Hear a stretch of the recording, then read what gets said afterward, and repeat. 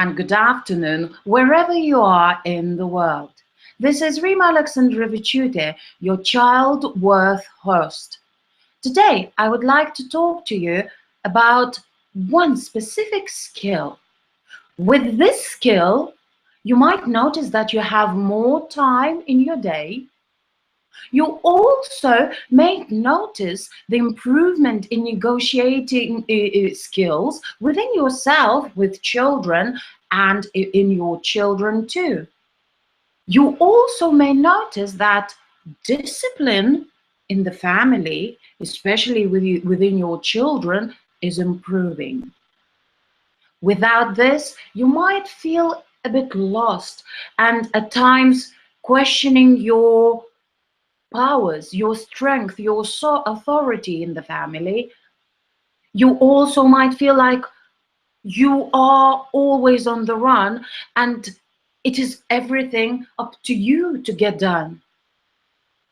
You also may feel like, oh goodness, nobody's listening to me. What my little ones will be like in their future life? Well, you might be asking what I'm talking about. What I'm talking about is ability to say, to answer with no. Would you agree that no is an answer too? Yes or no?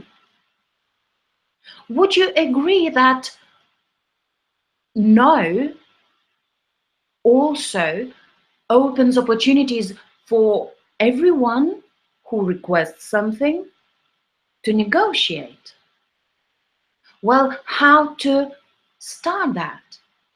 First of all, listen to your child's requests. Would that be ice cream?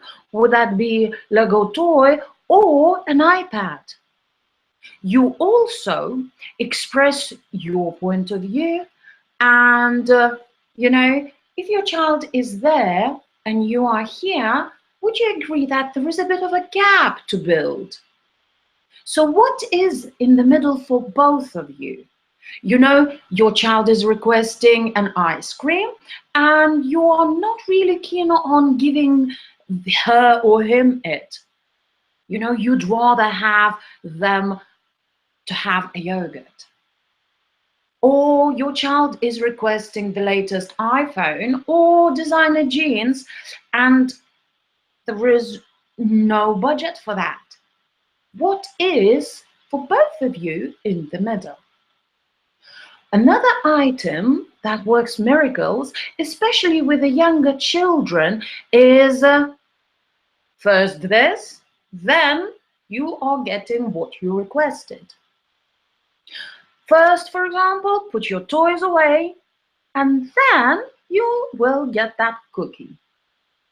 First, go and brush your teeth, then I will read you a story. This way, your children are motivated in a positive way. You have one thing less to do, one tick on your chore list, and also you get to enjoy the time with your little ones or possibly your teenagers.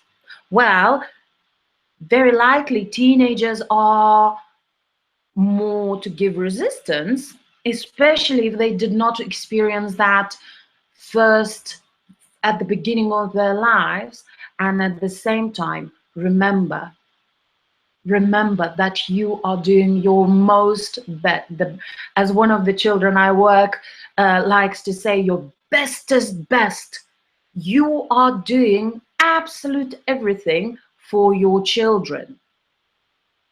And with patience, you can build those bridges. Of course, you start with one. So, with patience and persistence, your children will learn that no is the answer too.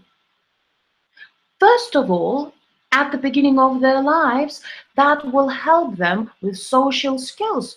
Would that be play groups, nursery, or preschool?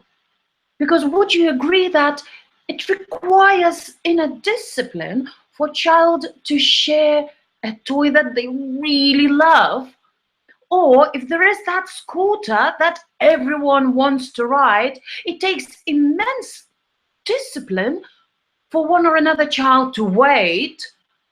Would that be 2 minutes, 3 minutes, or 5 minutes? That takes incredible inner control, and which can be developed with your help later on when they are moving up through primary school and through secondary school. To sit in a lesson, and very often teachers require complete attention, once again, that requires discipline. To complete their homeworks, even if they ask your help, that's the responsibility, the inner discipline that you've taught them. And when they become adults, to take responsibility, to be able to understand that going to, taking a job or developing their own business ideas, to work with someone or for someone, is huge requirement of discipline. Now, nowadays people say you have to have passion and that's enough. I would like to disagree, saying that with passion you also need inner discipline. So just to remind you, quick steps, that saying no is important for them to hear. Teaches discipline. It gives space for you as the parent to create space in time, and allows you to bond with your children. Well, I have a question for you. Are you going to be the one who's going to step out of your comfort zone and start saying no to your children?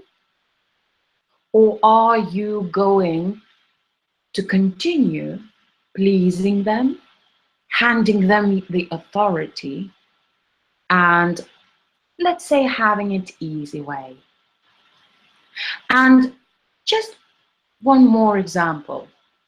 I happen to work with a child, and I had luxury observing him for the last 3 years. When he came into my peripheral vision, he was 3 years old. He started in nursery, and in that particular nursery there were 40 other children.